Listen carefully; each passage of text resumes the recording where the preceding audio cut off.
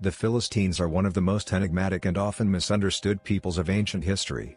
Known primarily for their conflict with the Israelites in the biblical narrative, they have been characterized in various ways throughout history, from fierce enemies to sophisticated and cultured people.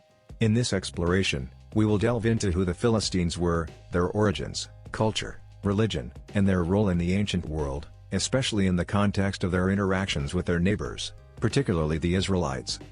The Philistines were part of a group of peoples referred to as the Sea Peoples, a term used by ancient Egyptian sources to describe a series of migratory groups who emerged in the eastern Mediterranean during the Late Bronze Age and Early Iron Age, around the 12th century BCE.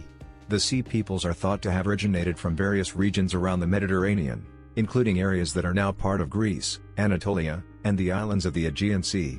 The exact origins of the Philistines remain a subject of scholarly debate, but it is widely accepted that they migrated from the Aegean or Anatolian region, possibly from the area of modern-day Greece or Turkey. The Philistine migration is thought to have been part of a larger wave of upheaval in the Mediterranean world. This period, known as the Bronze Age collapse, saw the fall of many ancient civilizations, including the Hittite Empire, the Mycenaean kingdoms, and the Egyptian Empire's control over the Levant.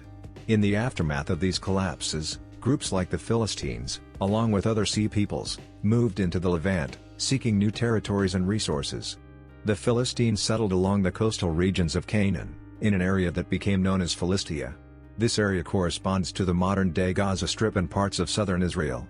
It was a strategic location, offering access to both the sea and fertile lands for agriculture.